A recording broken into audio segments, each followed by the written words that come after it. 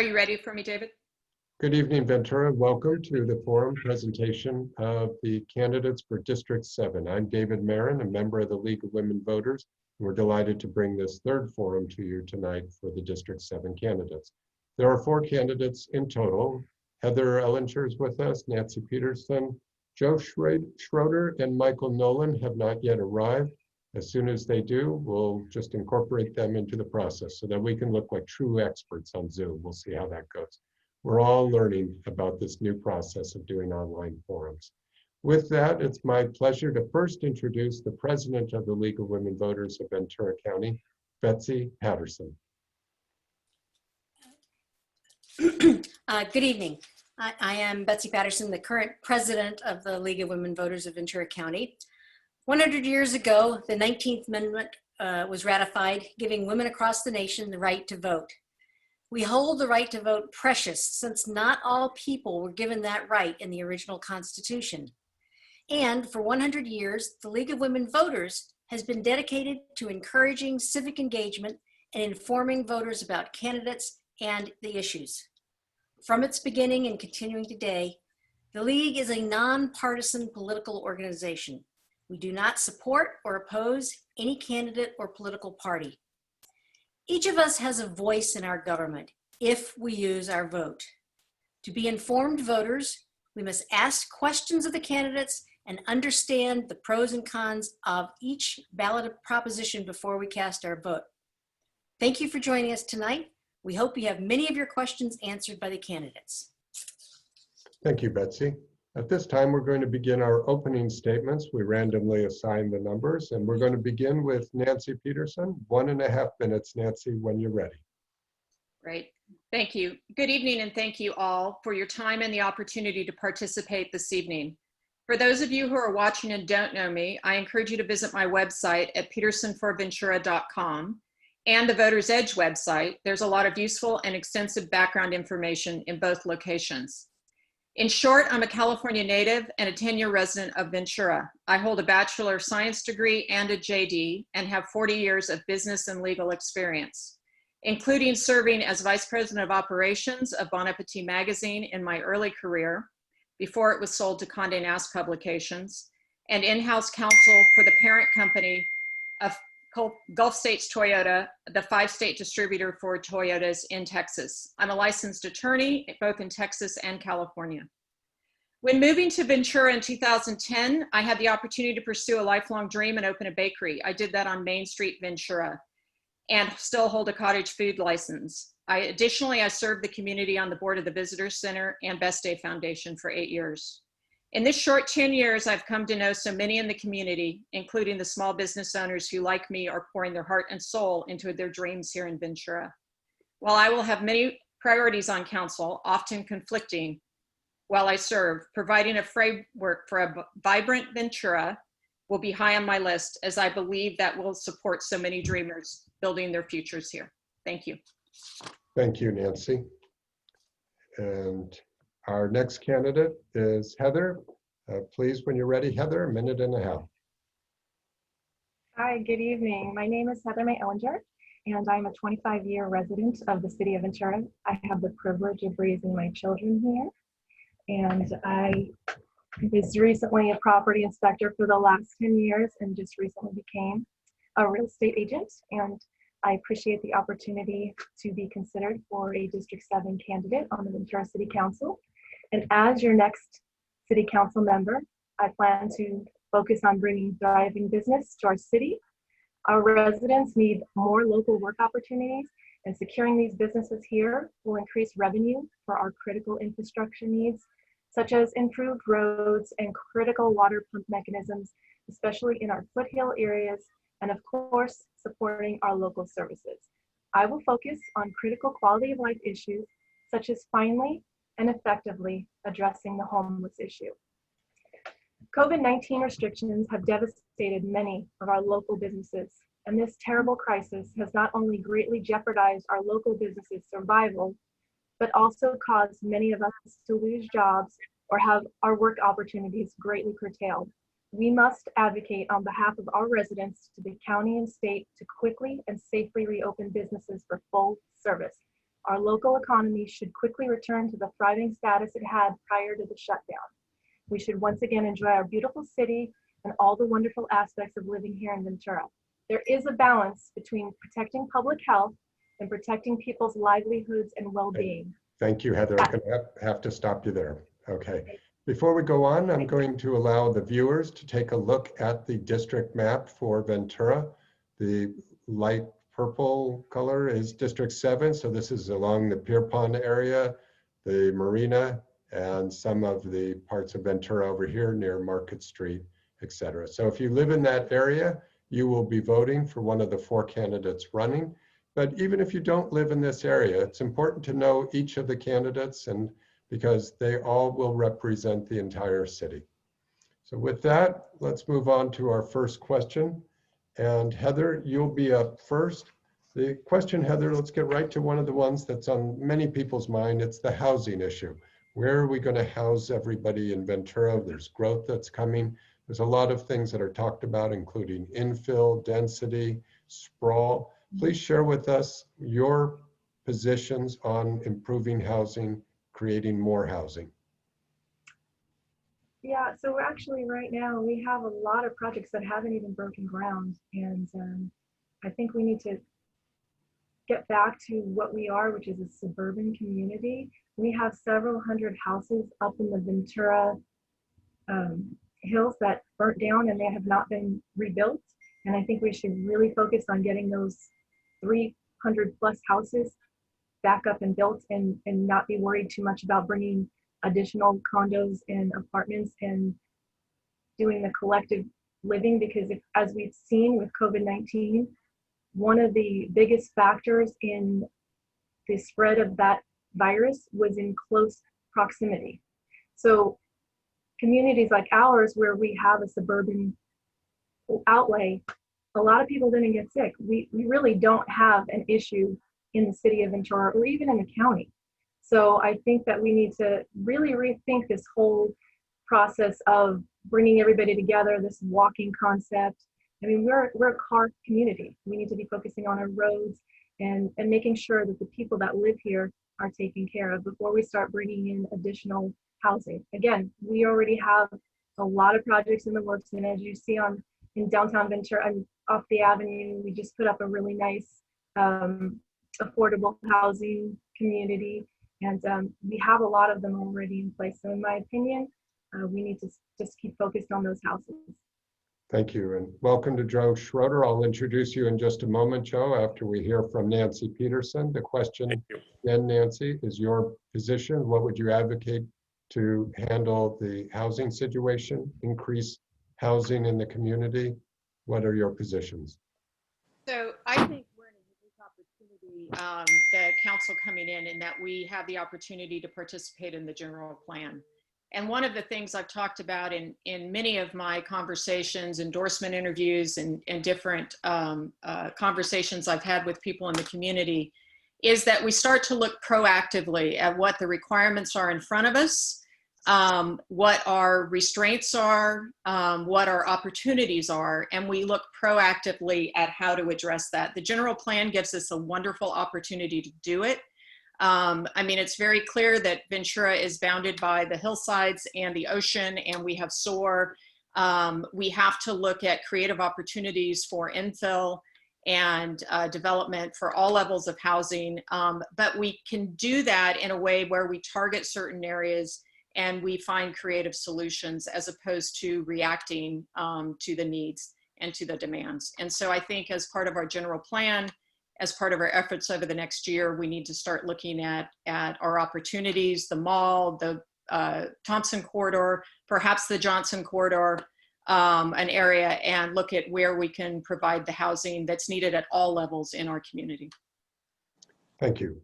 Well, we'll welcome Joe Schroeder to the program. He's candidate as well for District 7. Thank you for joining us, Joe. The question, you have a minute and a half. If you are you in gallery view so that you can see the timer and the other candidates? I am not, but I'm okay with that. Well, we have a timer on the screen. You should be able to see it. If you're able to go to gallery view, you have a minute and a half And with that, the question is the same to you. This is our first question of the evening. What will be your policies to increase housing in Ventura? Okay, you really have to take a look at infill. There's a limited amount of land that we have. We have to leverage everything that we have right now. We have to be creative. And I think we do have to offer both affordable housing and the whole spectrum of housing. So not everybody's going to like it. Affordable housing, everyone says they're for it, but nobody wants it in their backyard. But we have to go through the general plan and develop some targets. I believe from the state, the city of Ventura has a 12% growth pattern over the next 8 years, which is about 1.5% on a household basis. So our general plan needs to work within that, and we have to develop some strategies to hit those targets. Thanks. Thank you. And Nancy, we're going to start with you on this next question.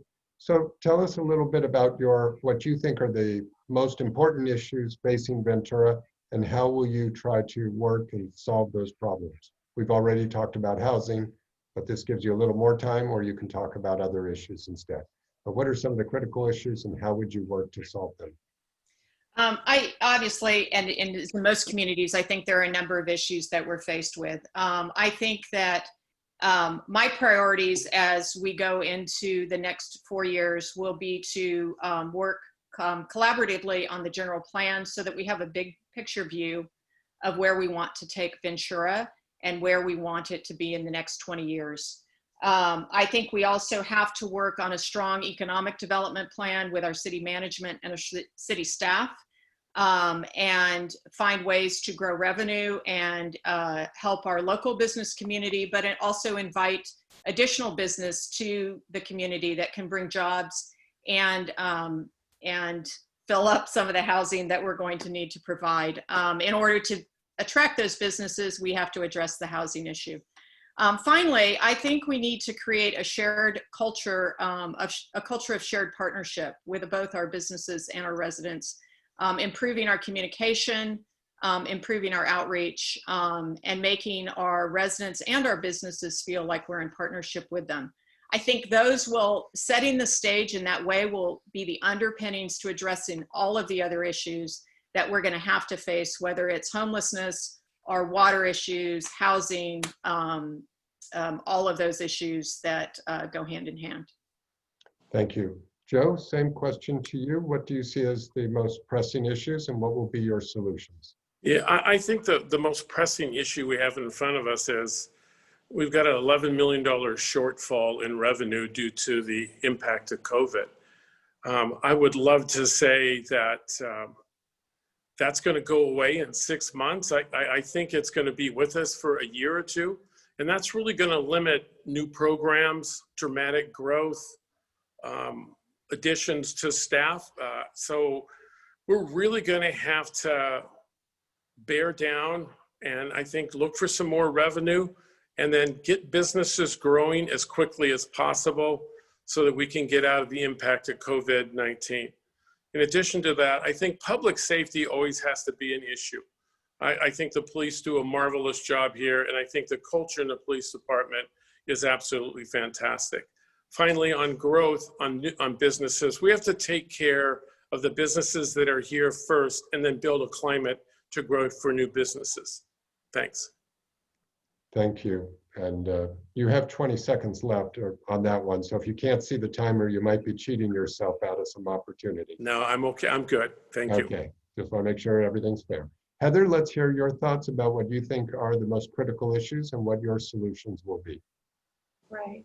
So for starters, to me, the most critical issue facing the city of Ventura is the homeless crisis. And when police and fire are saying that 60% of their calls are directly related to the vagrant population, that is a significant issue that we need to address. And just in your everyday life, we're interacting with them. We have a lot of crime in our city. We're actually, out of the county, we have the highest crime rate. So to me, these are the most important, most impactful issues to deal with. And that is top priority for me. And there's plenty of creative ways for us to get involved with the community and have a community partnership in tackling these problems. The other thing that I think we really need to take advantage of, to take care of, is our road conditions. We have really serious issues on our roads, and we really need to start addressing them in a much quicker fashion than we're doing. We've got 2 years out before we take care of Bristol Road, and that's one of the most damaged roads in the entire city. So I think that those are the most critical issues that we need to take care of. And then, of course, everything we've done with this COVID-19, we have incredibly impacted our economy as a result of the response to this virus. We need to get businesses back open and running, and we need to help these businesses survive, because a lot of them are dying right now as we speak. So. Thank you. Joe, we're going to start with you on the next question. And if you were elected, how would you view your role on the city council in regards to some of the issues that are politically sensitive, such as gun control, police reform, racial justice, the Father Sarah statue, some of these things that are not budget related necessarily, or transportation, but they're more social issues? What would be your approach to dealing with these? So I think it should start with, from a starting point of respect, that we're not going to all agree. There's going to be some disagreement. But just because people disagree doesn't mean you have to be disagreeable. I think if we extend everybody common courtesy and respect, everybody gets to give their viewpoint, and in the end, you take a vote and you move on. And there's passion involved in social justice issues, Black Lives Matter, Father Sarah. There's not going to be easy solutions. We're going to have to compromise, listen to each other, and be respectful. I think building a team at the city council is going to mean a lot for city staff and all of the citizens of our wonderful city. Thanks. Thank you. And Heather, we'll go to you next. What do you see as what would be your approach to dealing with these politically sensitive and important social issues? So I really don't think it's the place of the city to be determining social justice issues. I personally am very disappointed in the resolution that our city recently passed. It's one of the reasons I am running. I don't think it's our place, and I think that the city made a grave decision in removing the statue that's been there since 1935. I think that it's important to hear what people have to say and be considerate of it, but that's not city council's role. And I think our city council right now is very misguided in the decisions that they're making. Thank you. Nancy, we'll go to you next. I'm not sure where the hum is coming from, but Nancy, same question to you. What would be your approach to deal with some of these social issues, these highly charged issues that affect both the community and the state and the country? I agree with Joe that respect is critical, and how we have open and good conversation and inviting conversation. I have 40 years of business experience where I've had to work collaboratively with teams to address often cultural and social issues within workplaces. I think similar approaches on council, hearing from the community, improving communications with our community, and building that partnership with our business constituents and our residents, where they feel like we can have dialogue and build that respect, will go a long way when those issues do arise. And also a willingness, creating a culture of a willingness to come to the table. I mean, I spent time last week talking with people on both sides of the issues. We'll probably get to it on short-term vacation rentals. And basically, I was a common person in the middle and brought two sides of those, two different parties to the table. And there was a very good dialogue. And as long as people are willing not to just focus on the extremes, but to have the dialogue and the conversation, I think we can come to reasonable solutions. Okay, thank you. I'm not quite sure how you knew what the next question was going to be, but certainly in District 7, the issue of short-term rentals is very pronounced. There's been many issues over the years as far as number of people renting, trash from renters, but also the need of homeowners to supplement their income.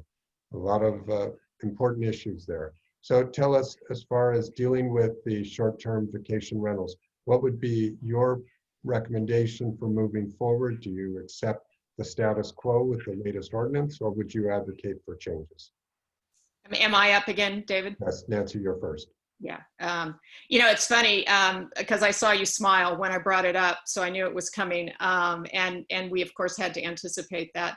When I'm just going to tell a little side story, but when we did our interviews, if we did our interviews with the safety for their endorsements, one of the questions that was posed to me, they said, you must hear a lot in your district about response times and the poor response times for fire calls. And I said, I know we have poor response times, but I don't hear a lot about that. I hear a lot about short-term vacation rentals. And ever since I have decided to run, I've had people on all sides of the issue talking to me about it. I suspect the other candidates have as well. I generally am not opposed to short-term vacation rentals. Having served on the visitor center, I know they add to the vitality of our tourism market. I'm not in favor of over-tourism, but I also believe that having all of the different things to offer the folks coming here adds value, and they bring dollars to our community. I am in favor of a well-written ordinance and a well-written plan. We've had an ordinance since 2009, which is great. Oxnard is just creating one, but ours has a lot of ambiguity. And we also need to really, really work on enforcement. We don't do a very good job in that department. So I think working on a clearer ordinance and better enforcement is what we need to do at this stage. Thank you. Heather, we'll go to you next. Please share with us your position on short-term vacation rentals. And we'll ask you. Thank you. So I actually am in support of the rentals. I personally, when I travel, I prefer that route as opposed to going to a hotel. I think we do have an ordinance. So if there are individual properties that are causing problems, then I think that we need to address them directly. But I don't think you get rid of everything entirely for a handful of problems. I think you address the issues. Everything has a balance. We do have an ordinance already. So if there's a specific property that's causing problems repeatedly, then yeah, we address them. But in general, I'm completely in favor of them. Thank you. And Joe, let's hear your thoughts. Ask you to unmute, and then we can go ahead and hear your thoughts about short-term vacation rentals. I think that there's a compromise here. I've probably had the same conversation with probably the same people who either see me first or see me right after they talk to Nancy. And I think we can reach something. There are some guardrails. One of the guardrails is the Coastal Commission. The Coastal Commission's going to make the final call on this. They've approved an updated version in Carpinteria, and they gave significant feedback to Oxnard. So I think there is a way to manage that and to set some limits. Because nobody, like I get Airbnb, but nobody wants to live on a lane in the Pierpont area with, I think one lane has 9 short-term rentals on it. And I think that's too much, and I think most people would agree with that. But I think we can update our policy that we have with the city, make sure that it's aligned with the Coastal Commission, and figure out a compromise. Thank you. And Joe, we're going to stay with you and go on for the next question. So there is a proposal for a housing development. I believe it's called the Goodman-Thill Housing Development, to be located on the corner of Goodman and Thill, if I'm saying all that right. So Joe, what is your position on this proposed development? So a couple of weeks ago, the city planning had a meeting on that, and I learned a ton at that meeting. So first of all, that development is 100% affordable housing. And because it's 100% affordable housing, the authority level that the city has on that development is pretty close to zero.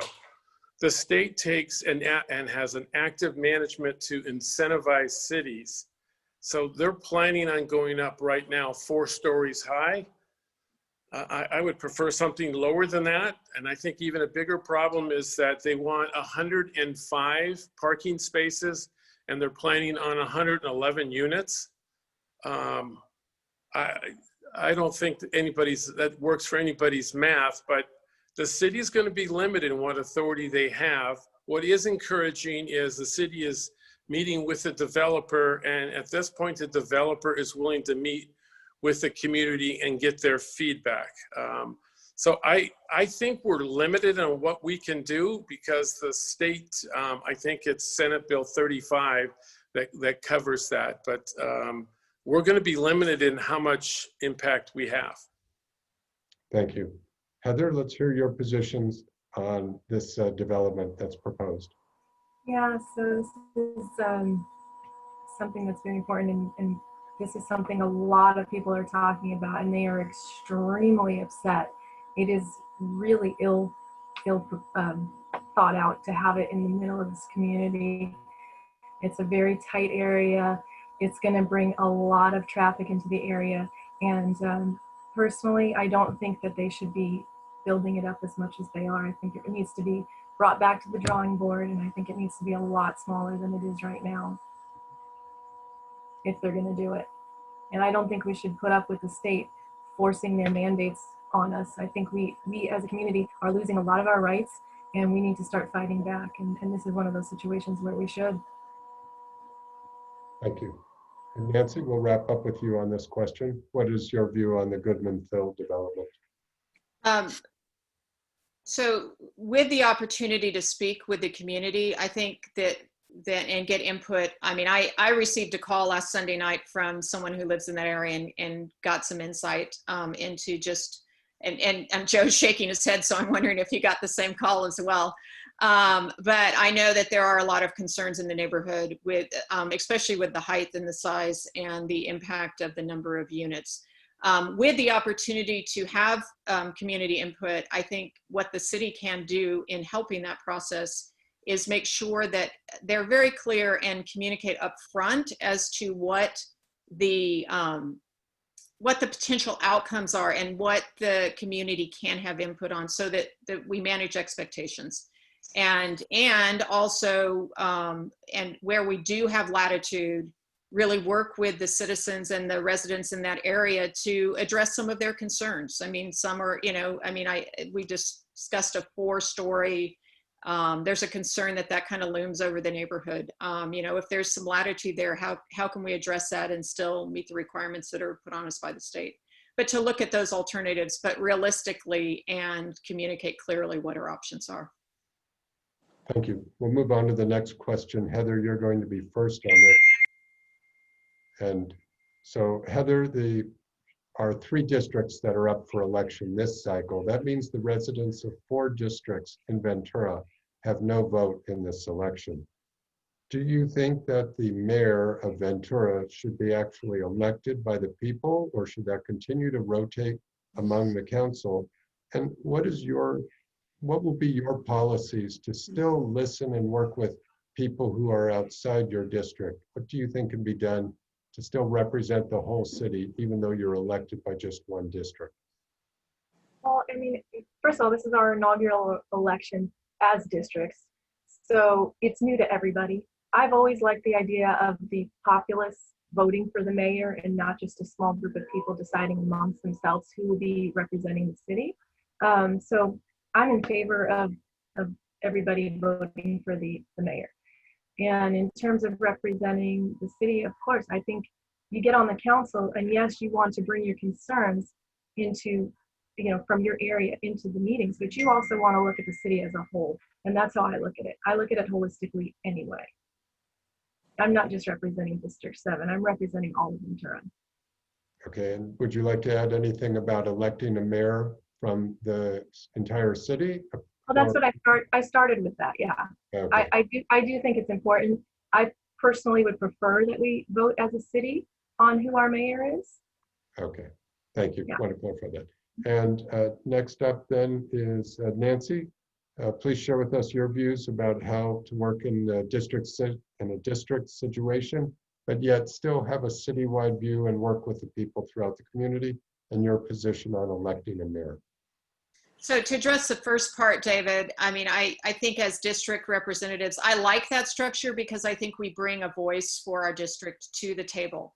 But we bring it to the table and we work for the benefit of the whole community. So I value these opportunities to speak to the different community groups and let them get to know me as well, and to hear from them throughout the endorsement process that a number of us went through with different agencies in town.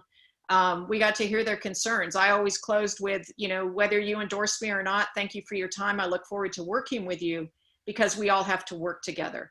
But my district residents know, and my district businesses know they have a point of contact and someone that can be their voice on council.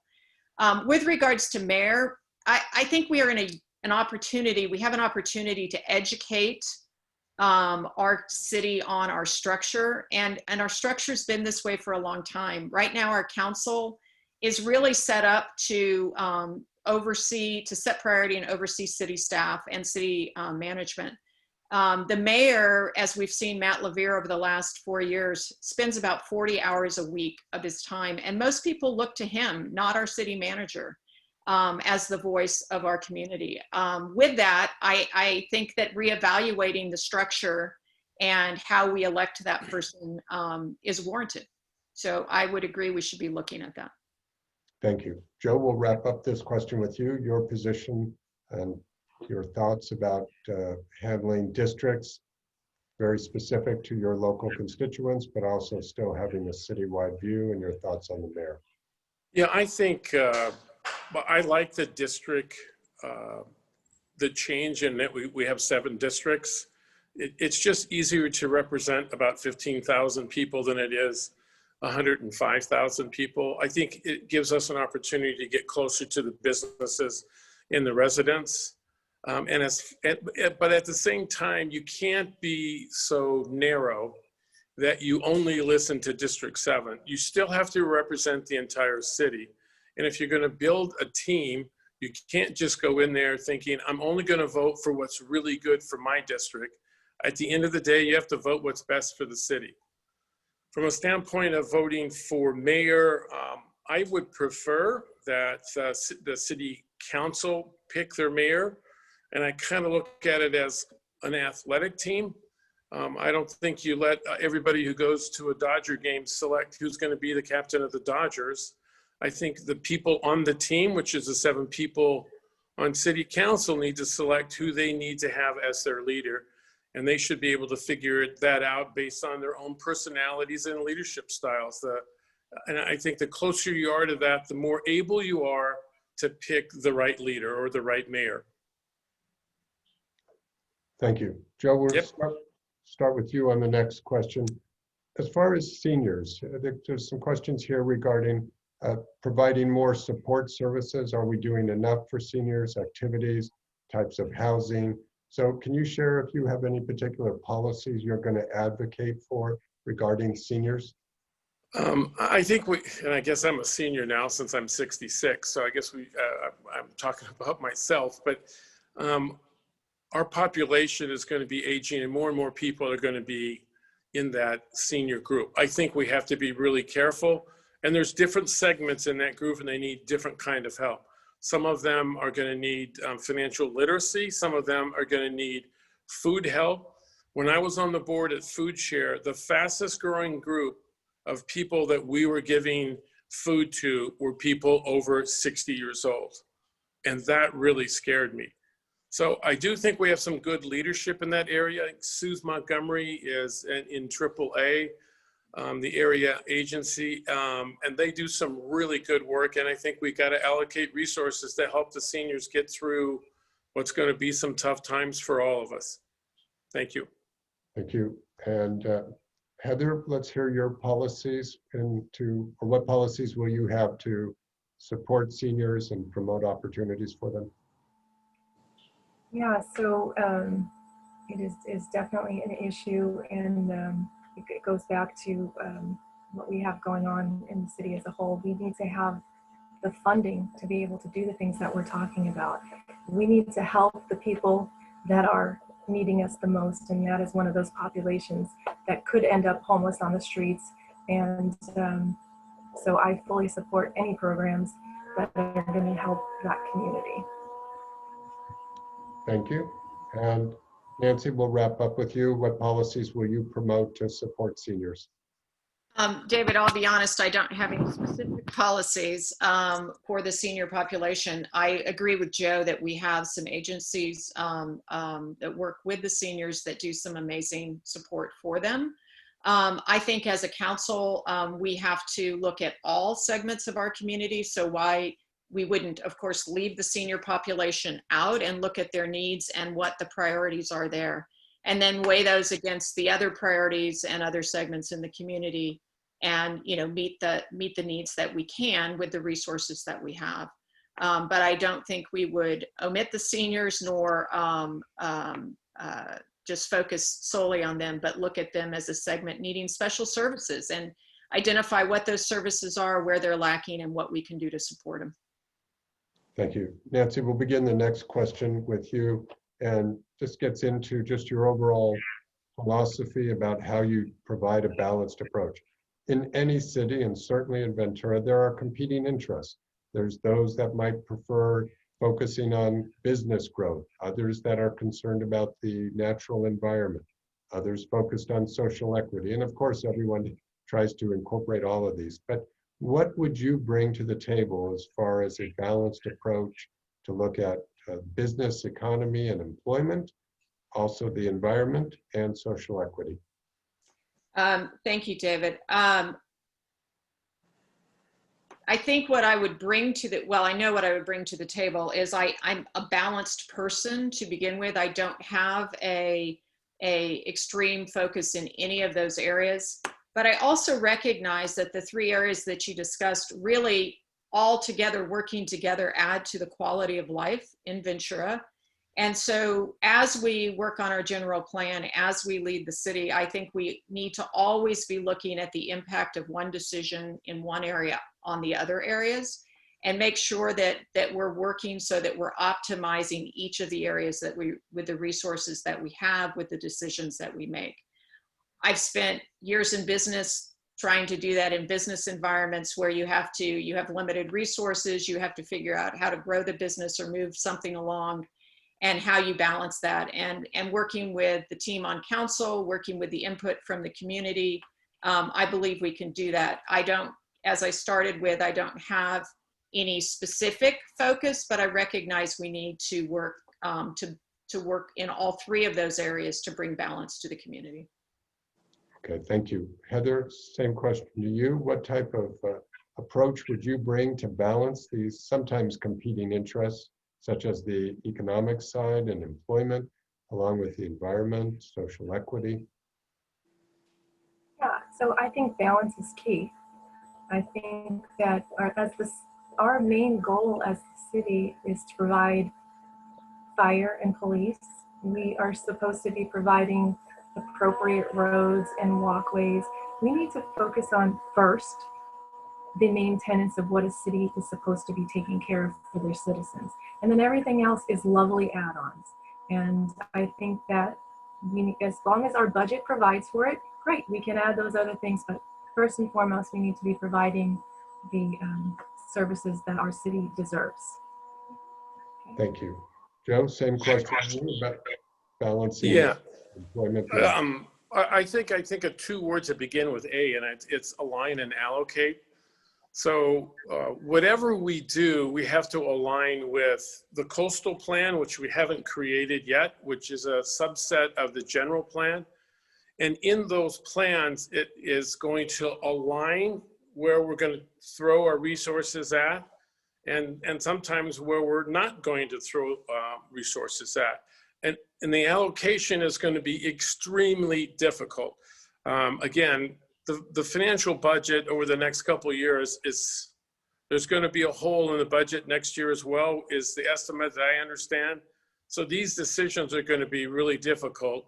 And if there's one thing most Venturians agree on, we have to protect the coastline, and we have to protect our beaches and the ocean and the two rivers north and south of us. So it's a balancing act, and it's going to be compromised, and it's going to be leadership that's going to get us there.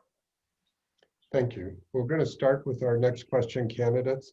As far as looking at the economy, certainly many businesses have closed, many are struggling due to COVID. But once this is over, what policies will you promote to help local businesses recover? And also, what kind of policies will you have to try and attract new businesses with high-paying jobs? Heather, you're up first.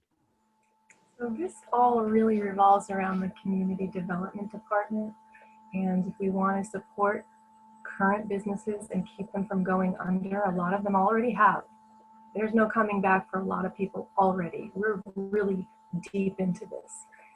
But when it comes to the community development department, we have to really work on streamlining the processes to get business up and running in the first place. And if we want to bring in business that's going to bring jobs that are worth our citizens' time and that's going to help them have a job that they can afford to actually live here, then it just all comes down to the community development department and what they're going to do to help businesses. I can tell you story after story of business owners and building owners, commercial building owners that had wanted to bring in a new business, and because of the lengthy process with the community development department, they lost those opportunities.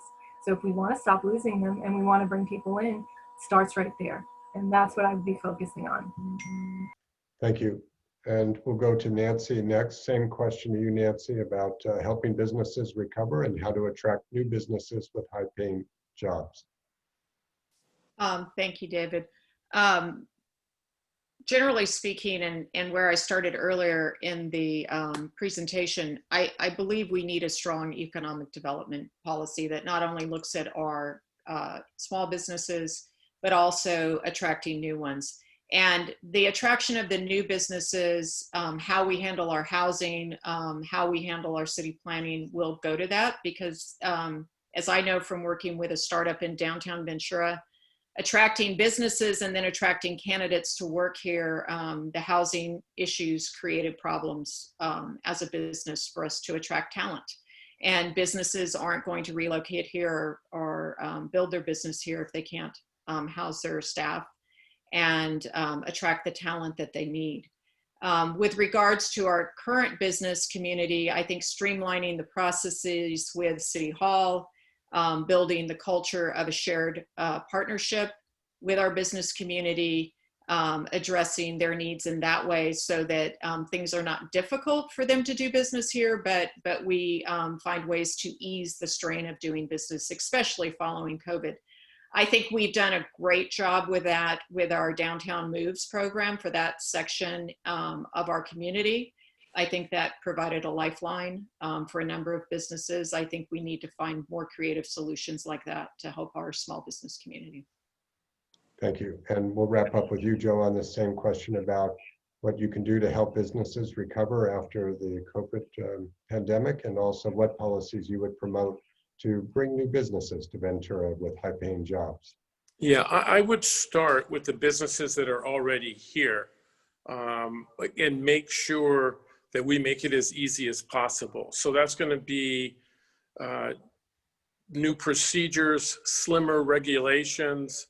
I think we need to be innovative and creative. I think Nancy's right that the downtown, what we did for the restaurants and the bars is helpful. I think we got to look for some of those solutions as well. So we've got a short-term and a long-term answer to this. I would love to be able to get some of the financial institutions together and take a look at what kind of lifelines they're giving some of the small businesses instead of just cutting them off as soon as they're 90 days late. At another credit union I was at in San Diego when we went through the last downward recession on home prices, we sat down with everybody and pretty much gave them 3 to 6 months of no mortgage payments. And of all the members that we did that to, only one person ever was a charge off. So I think the same thing with commercial lending too. I think we need to work with the financial institutions and incentivize them and push them as hard as we can to help small businesses. Okay, thank you. Nancy, we'll start this last question actually with you. And it's one that's been asked a lot in all of our forums. It's about your policies and your thoughts regarding defunding the police, providing protection to the community, and even your views as far as Black Lives Matter and social inequality.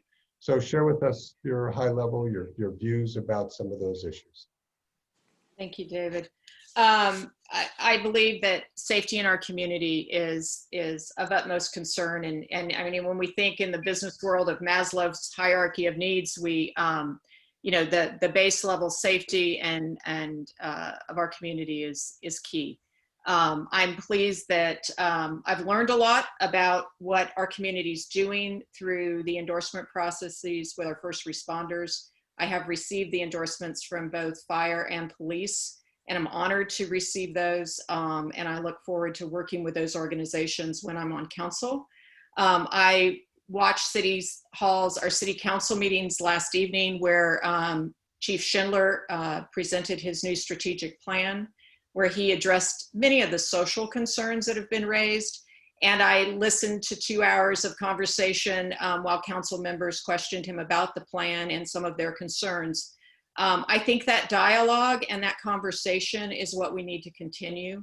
I think 2020 has opened the door to the dialogue, and as leaders in this community, as leaders across our nation, we need to rise to the challenge and continue the conversation and not be afraid to recognize we all have biases, we all have prejudices.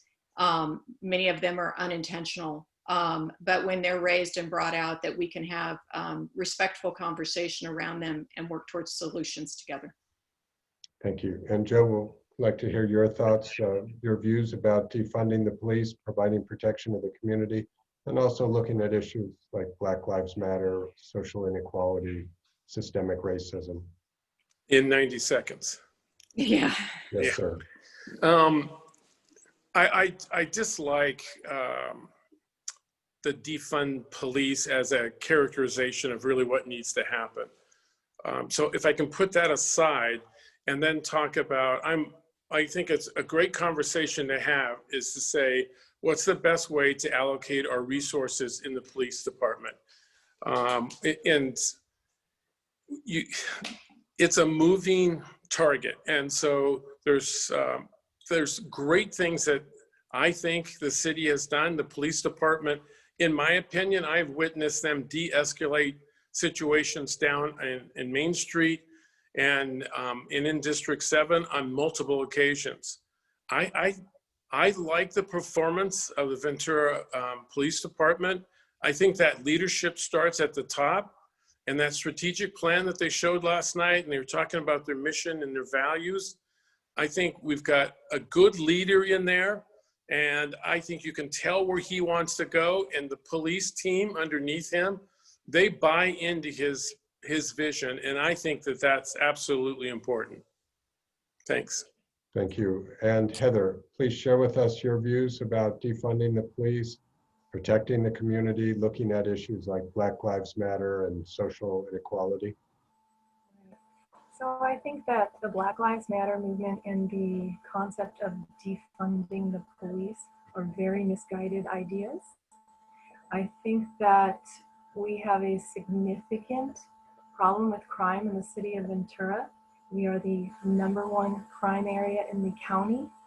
So the idea of defunding police is baffling to me, and I do not support that in any way, shape, or form.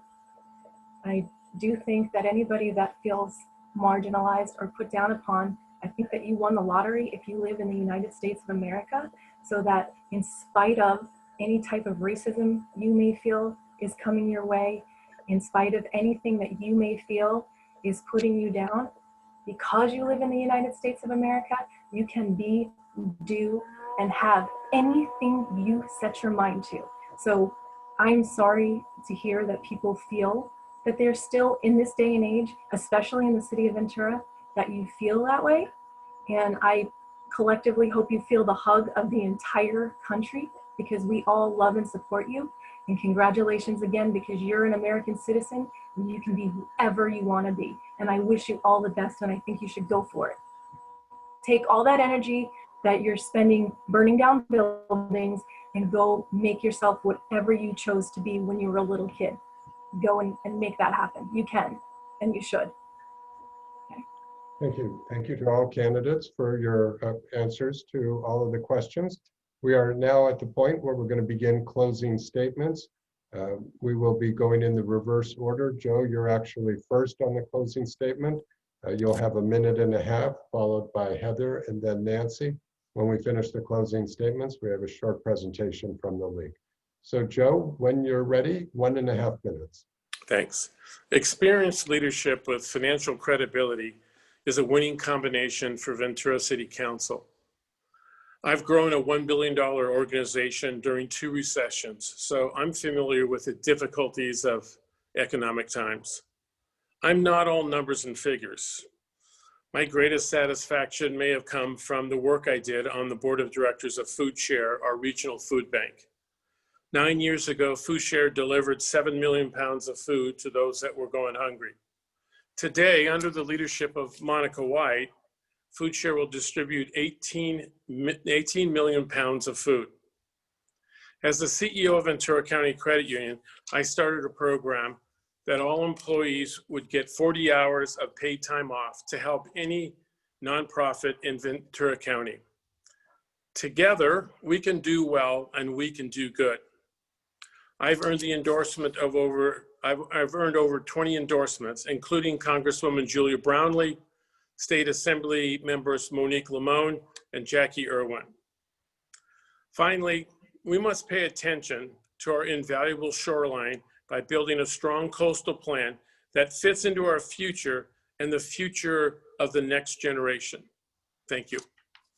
Thank you. Our next candidate is Heather May Ellenger. Thank you. I'm asking for your vote for the District 7 City Council, and I am running for you and all Venturans who choose to make their home here in this last of the great communities, California beach communities. Our lives here in Ventura are so blessed by the great beauty of our shorelines, our hillsides, our rivers, our valleys, and most of all, our people. I am acutely aware of the many challenges before us.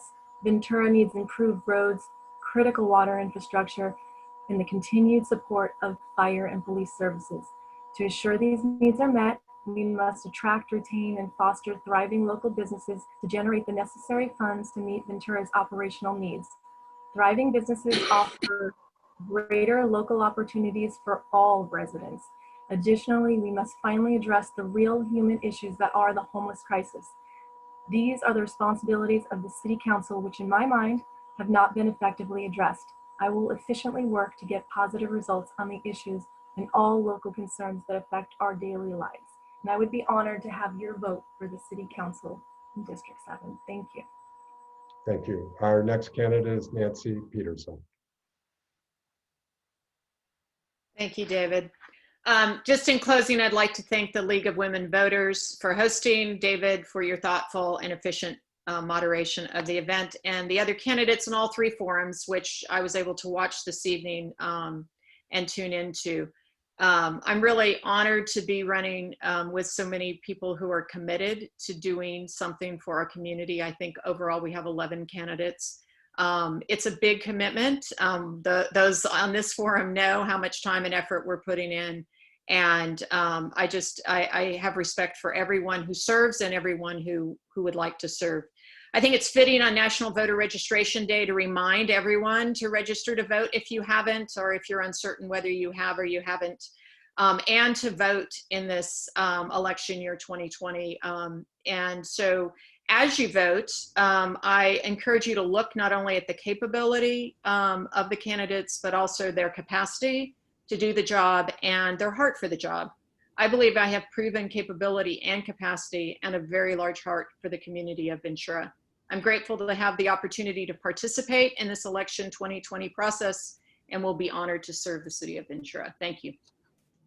Thank you. And at this time, go ahead and show a short presentation. So we have an election coming up, and this is unique.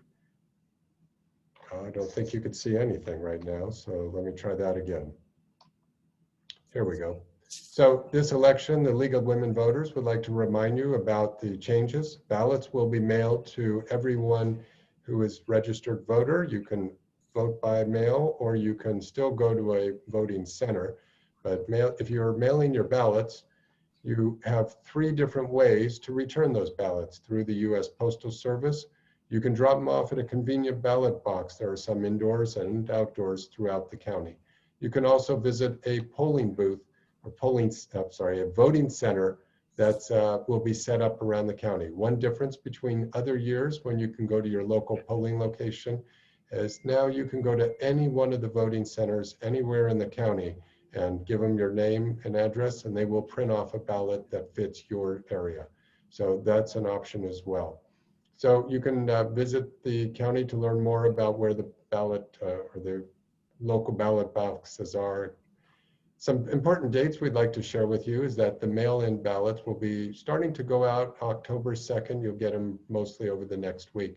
If it has not arrived by October 16th, we encourage you to call the Elections Division so that they can get one to you.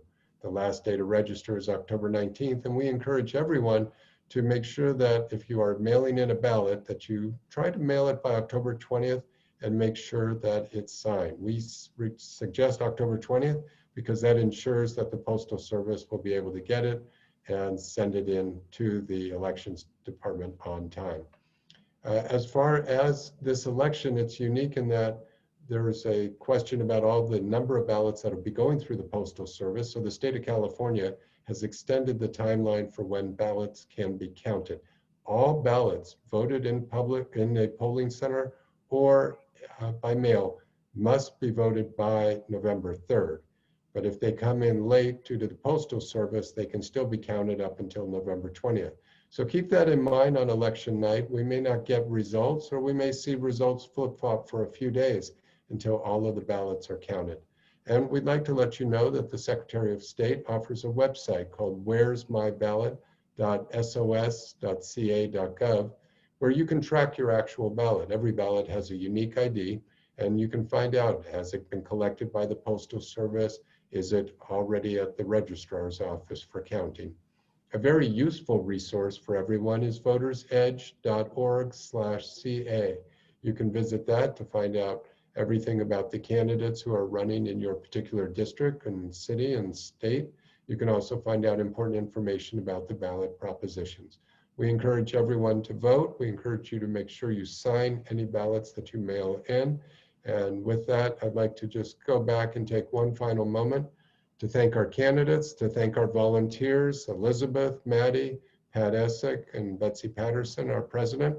Thank you to everyone. And please, if you want to see this video, you can go to the lwvventuracounty.org website, click on candidate forums. The videos will be posted within the next day or two. And there's other forums if you wish to watch those. More are coming. Please keep checking back. Thank you to everyone. Thank you to our candidates, and good night to all. Thank you.